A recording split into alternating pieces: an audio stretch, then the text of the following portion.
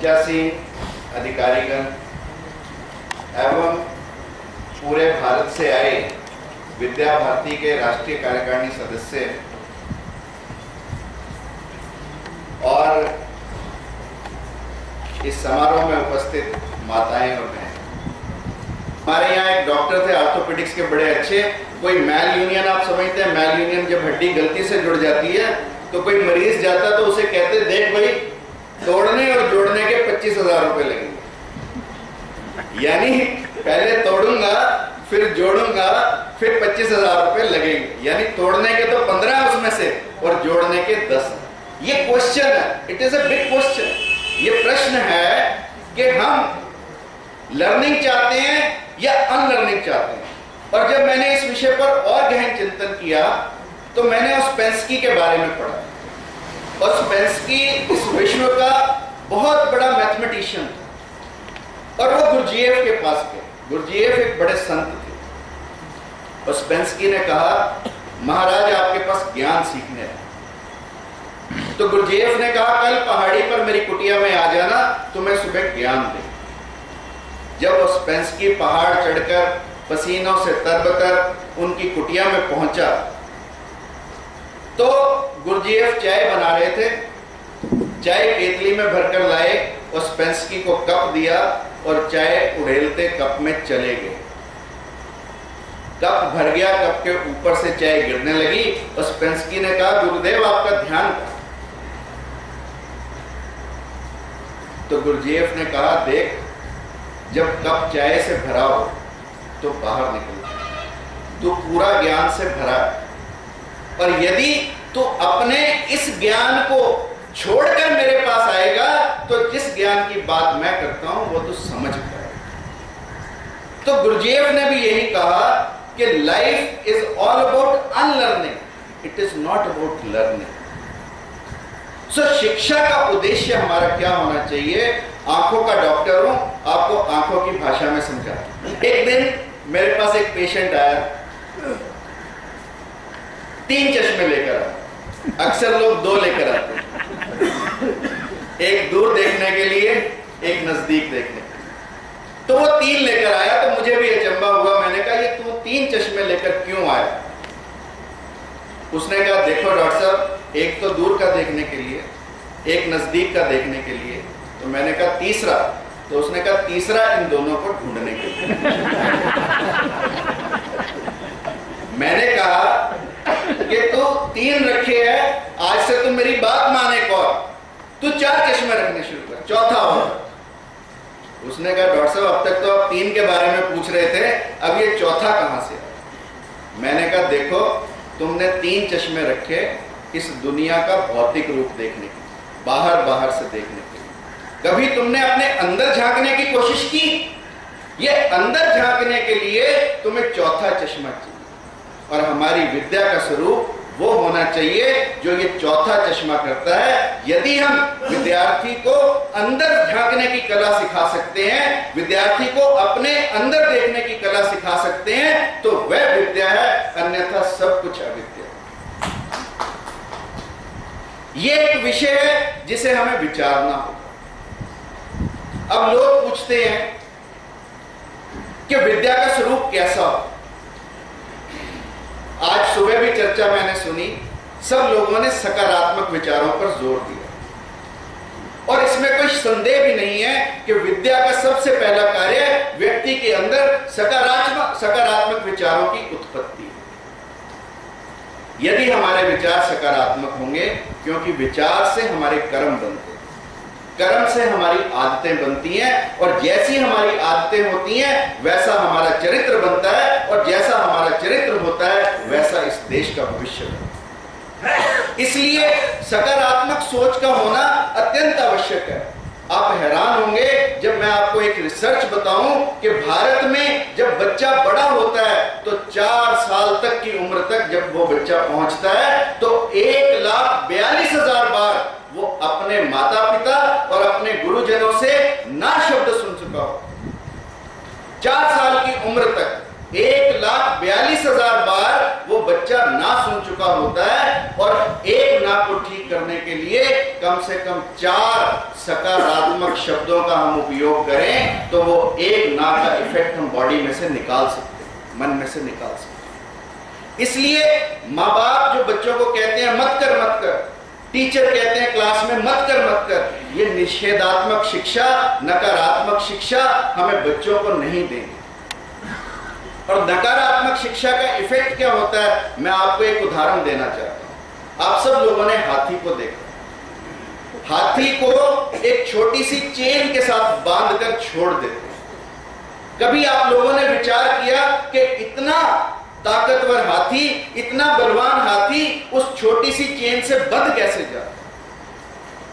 यदि आप हाथी के बचपन में जाएंगे तो जब हाथी का बच्चा छोटा होता है तो उसे एक चेन से बड़ी बड़ी लकड़ियों से बांध दिया जाता है और वो बच्चा पूरे दिन कोशिश करता है उस जंजीर को तोड़ने की, परंतु वो उस जंजीर को तोड़ नहीं पाता क्योंकि बचपन में उसके अंदर इतना बल नहीं।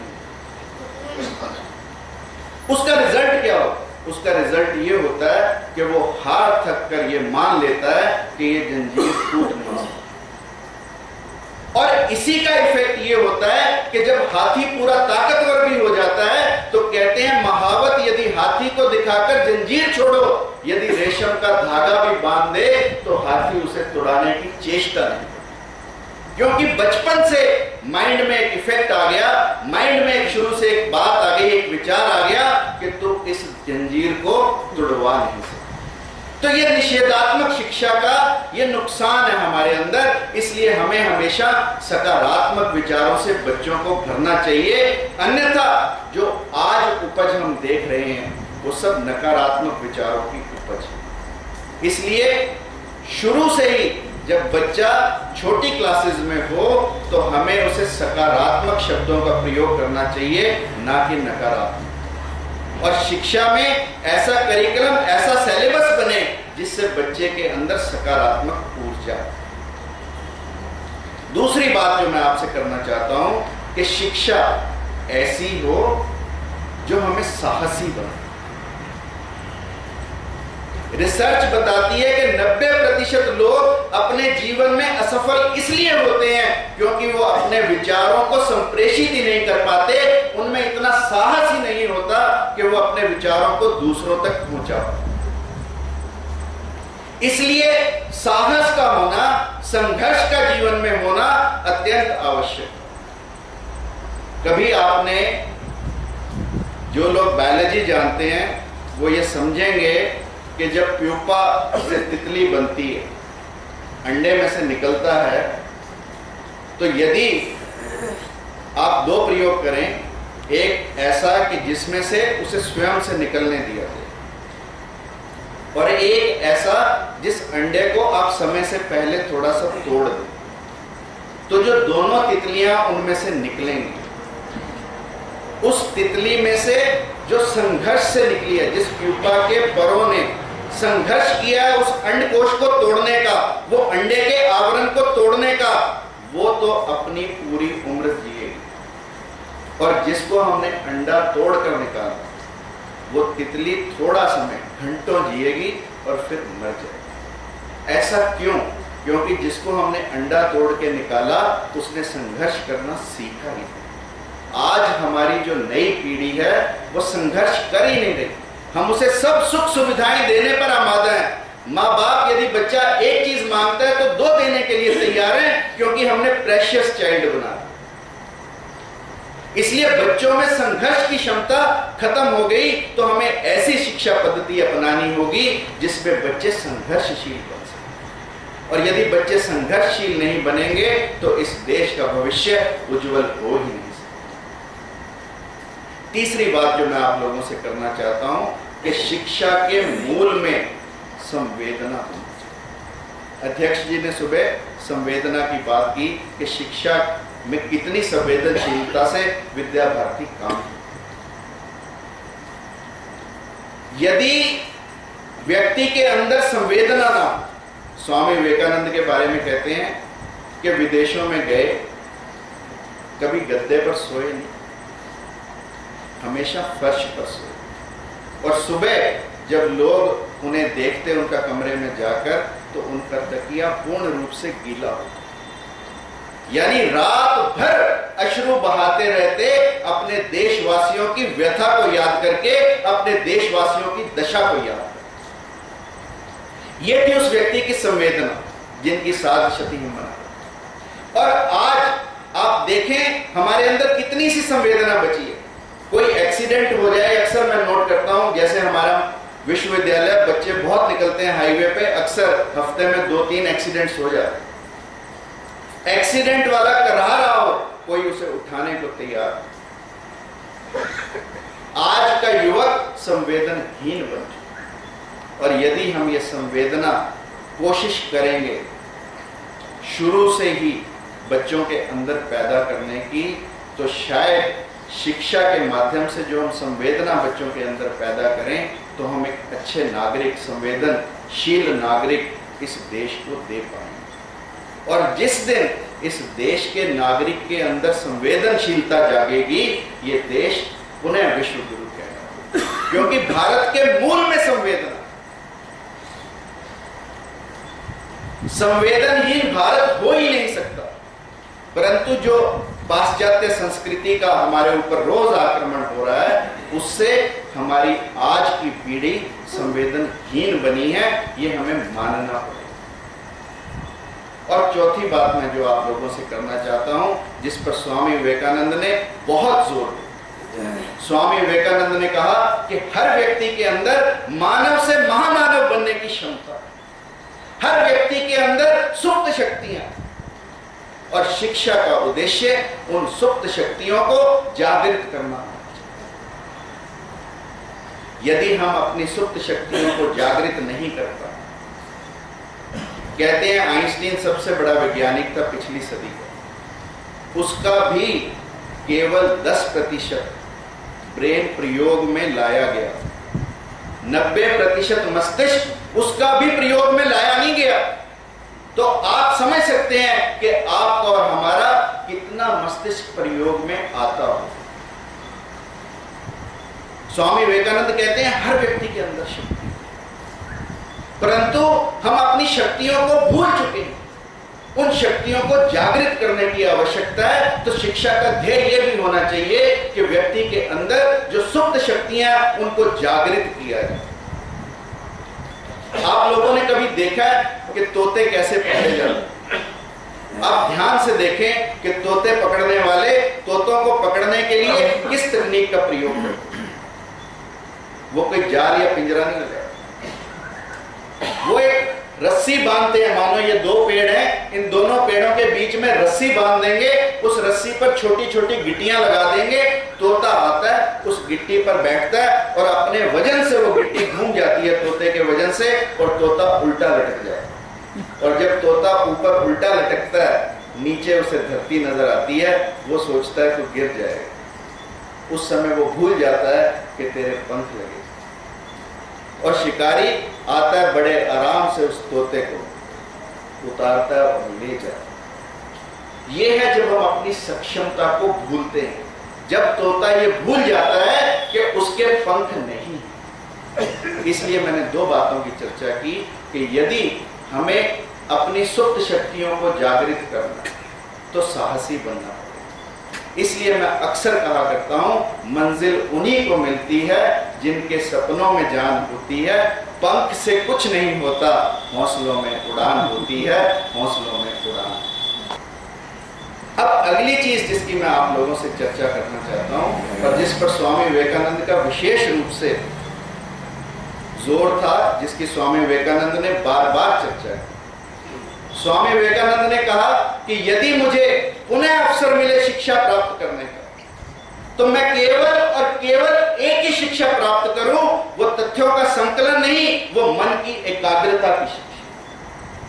यदि मुझे पुनः अवसर मिले तो मैं केवल और केवल मन की एकाग्रता की शिक्षा को ग्रहण करूं, ऐसा स्वामी विवेकानंद कर रहे हैं। आज हमने शिक्षा को केवल तथ्यों का संकलन बना, और वो तथ्यों का संकलन शिक्षक के माध्यम से हमने दिया, हमने गुरु को भुला ही दिया। और वो सूचनाओं का संकलन हम एक बटन दबाकर भी इंटरनेट का ले सकते हैं। क्या शिक्षा का यही उद्देश्य है कि वो केवल तथ्यों का संकलन? स्वामी विवेकानंद ने क्यों कहा कि मन की एकाग्रता और केवल मन की एकाग्रता की शिक्षा होनी चाहिए? मन की एकाग्रता से क्या कुछ संभव है और क्या असंभव है, एक छोटा सा उदाहरण आप लोगों को देना चाहता हूं। आप सब लोगों ने सर्कस देखी हो। सर्कस में पहला या आखिरी शो शेरों का होता है। 20-25 शेर होते हैं, एक रिंग मास्टर होता है। कभी आपने ध्यान दिया कि जो एक जंगल का राजा होता है, पूरे जंगल को भयभीत रखता है, ऐसे 25 राजा उस पिंजरे के अंदर हों और एक रिंग मास्टर उन सबको कंट्रोल करे? ऐसा क्यों संभव होता है? ऐसा इसलिए संभव होता है, यदि आप ध्यान से देखें तो रिंग मास्टर अपने एक हाथ में घोड़ा रखता है और दूसरे हाथ में स्टूल रखता है। जिस स्टूल पर शेर बैठता है उसी स्टूल को उठाकर शेर की तरफ करता है। अब ये जो 4 टांगे स्टूल की हैं, शेर ये फैसला नहीं कर पाता कि इस टांग को देखे, इसको देखे, इसको देखे या इसको देखे। वस्तुतः उसका ध्यान टूट जाता है, उसकी एकाग्रता टूट जाती है, जिसके कारण इतना ताकतवर शेर भी एक रिंग मास्टर के ऑर्डर्स को मानने लगता है, उसके आदेशों की पालना करने। यानी इतने ताकतवर व्यक्ति की शक्ति भी मन की एकाग्रता को टूटने से कमजोर हो जाती है। और यदि हम मन को एकाग्र करना सीख लें और यदि हमारी शिक्षा मन की एकाग्रता की तरफ, जैसे सुबह अध्यक्ष जी ने कहा योग की तरफ, हमें शिक्षा में योग का समावेश करना है, तो शिक्षा में योग के समावेश से अभिप्राय क्या कि हम बच्चों को मन की एकाग्रता सिखाएं। और जिस दिन बच्चे अपने मन को एकाग्र करने लगेंगे उस दिन उनकी पढ़ने की दिशा ही बदल जाएगी। क्योंकि मन की एकाग्रता से क्या क्या संभव है? यदि हम स्वामी विवेकानंद के जीवन में जाएं तो कहते हैं स्वामी विवेकानंद एक बार कील यूनिवर्सिटी के प्रोफेसर थे डायसन, उनके यहां पर गए। डायसन ने पुस्तक पढ़ने को दी स्वामी जी को, उनका एक नया काव्य संग्रह था और डायसन स्वयं कॉफी बनाने चले। स्वामी जी ने पुस्तक पढ़ी, जब तक वो कॉफी बनाकर लाए 4-5 मिनट लगे होंगे, पुस्तक पढ़कर तब तक रख चुके थे। डायसन को बड़ी हैरानी कि 1100 पृष्ठों की पुस्तक एक व्यक्ति 5 मिनट में कैसे पढ़ दे। डायसन ने कहा स्वामी जी आपको पुस्तक अच्छी नहीं लगी? स्वामी जी ने कहा मैंने तो सब पढ़ दी, परंतु डायसन को विश्वास नहीं हुआ।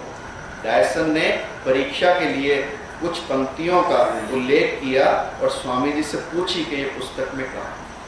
स्वामी जी ने बिल्कुल ठीक पृष्ठ की संख्या और लाइन तक बता दी कि कौन से पृष्ठ पर किस पंक्ति में ये पंक्तियां लिखी। डायसन बड़ा हैरान। डायसन ने कहा कि स्वामी जी ये कैसे संभव है?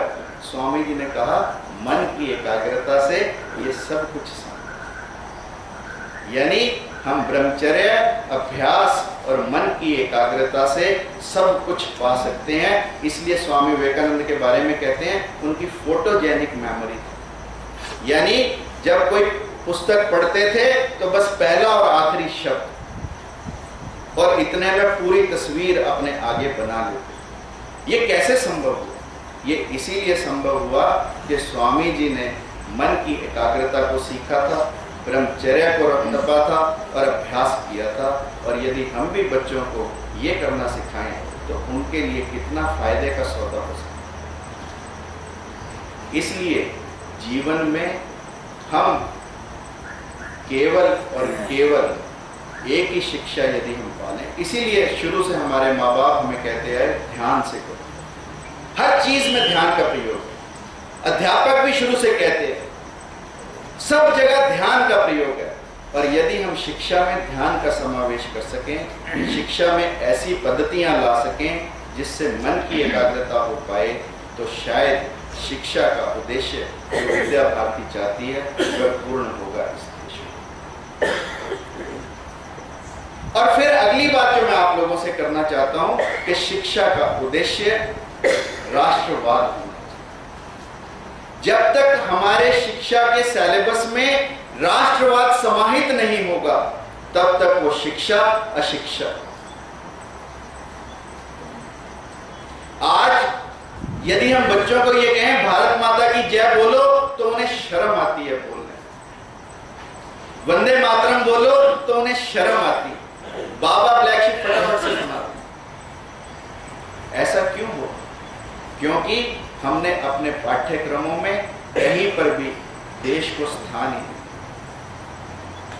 अभी कुछ दिन पहले हमारे यहाँ पर सुबह एक कार्यक्रम होता है जिसे हम प्रातः असेंबली बोलते हैं, सुबह की असेंबली। पूरे विश्वविद्यालय के सभी अध्यापक प्राध्यापक जो भी हैं, सब लोग सुबह आते हैं, 8:40 पर आते हैं। सुबह गीता रामायण किसी भी धार्मिक पुस्तक से एक श्लोक या एक चौपाई, उसकी व्याख्या, और उसके बाद उस दिन की महत्ता, जिस चीज़ की चर्चा आपने की, सारे के सारे दिनों में किसी न किसी महापुरुष, किसी न किसी महात्मा, किसी न किसी समाज सेवक का जिसका भारतीयता से संबंध हो, उसके जीवन पर एक प्रेजेंटेशन। तो परसों गौतम ऋषि पर हमने रखी। तो मैंने सबसे पूछा कि तुम सब लोग कहते हो, गर्व से कहो हम हिंदू हैं, हिंदुओं के दर्शन कितने? आप मानेंगे 200 की संख्या में से केवल 2 लोगों ने हाथ उठाए कि हिंदुओं के दर्शन की संख्या।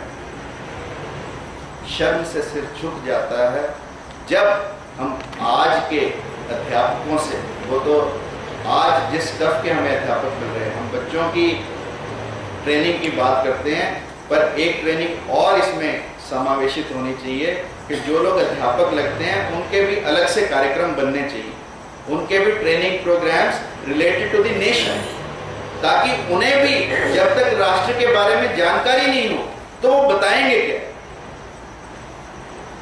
इसलिए देश में कोई भी शिक्षा बिना राष्ट्र को समावेशित किए पूर्ण हो ही नहीं सकती।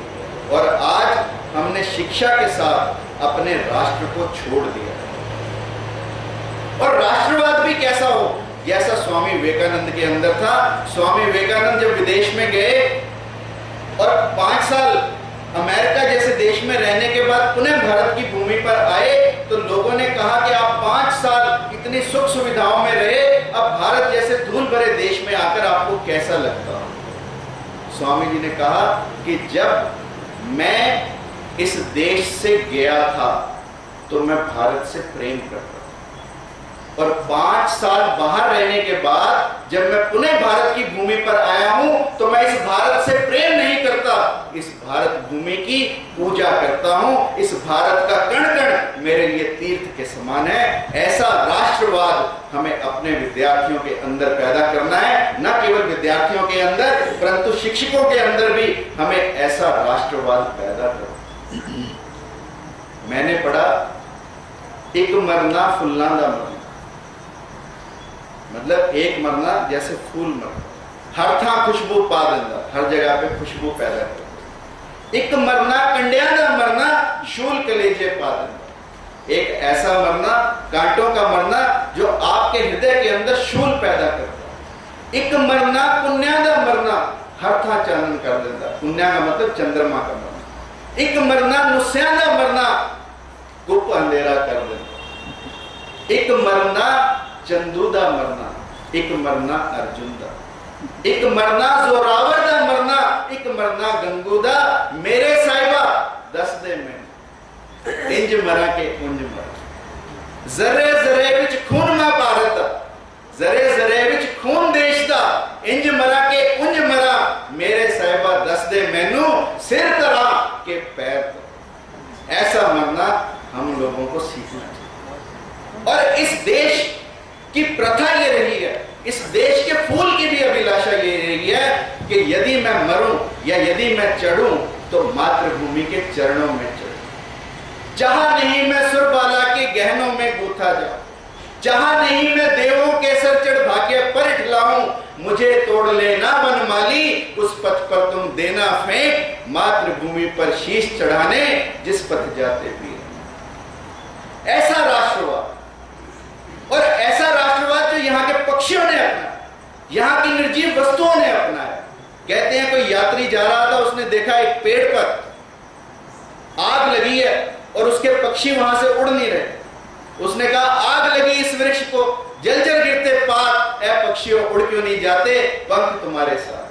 पक्षियों ने कहा फल खाए इस वृक्ष के, फल खाए इस वृक्ष के, गंदे कीने पात, धर्म हमारा यही है मरे इसी के साथ, धर्म हमारा यही है मरे इसी के साथ। तो ऐसा राष्ट्रवाद जिस दिन हम पैदा करेंगे अपने विद्यार्थियों के अंदर, तब इस देश का भविष्य बदलेगा, इस देश की दशा बदलेगी, इस देश की दिशा बदलेगी। और अंत में 4 पंक्तियां कहकर अपनी बात को समाप्त करूंगा। मिथ्या जीवन के कागज पर, मिथ्या जीवन के कागज पर सच्ची कोई कहानी लिख, नीर शीर तो लिख ना पाया, पानी को तो पानी। सारी उम्र बिताई रिश्तों की तो पाई में, दिल का रिश्ता सच्चा रिश्ता, बाकी सब बेमानी। पोथी और किताबों ने, पोथी और किताबों ने तो अक्सर इस दिल पर बोझ दिया, मन बहलाने की खातिर ही बच्चों की शैतानी, मन बहलाने की खातिर ही बच्चों की शैतानी लिख, कोशिश करके देख आरसी, कोशिश करके देख आरसी, पहुंच सके तो आंसू पहुंच, बांट सके तो दर्द बांट ले, बांट सके तो दर्द बांट ले, पीर सदा बेगानी लिख, पीर सदा बेगानी लिख। जिस दिन हम बच्चों को ये सिखाएंगे, उस दिन बच्चों के अंदर संवेदना भी जागृत होगी, संघर्ष भी जागृत होगा। इन्हीं शब्दों के साथ आप सब ने मुझे इतने ध्यान से सुना, इतना मान सम्मान दिया और अपने बीच आकर अपनी बात रखने का मौका दिया। आप सबका आभार व्यक्त करता हूँ, विद्या भारती का आभार व्यक्त करता हूँ, सतीश जी का आभार व्यक्त करता हूँ जिन्होंने मुझे यहाँ बुलाया। और मुझ जैसे व्यक्ति को, जो शायद मैं समझता हूँ आप सबसे छोटी उम्र का होऊंगा, और इतने प्यार से आप लोगों ने सुना, इसके लिए मैं आपका बहुत बहुत आभारी हूँ। और आप सबके भीतर बैठे विवेकानंद को प्रणाम करता हूँ। और अंत, भारत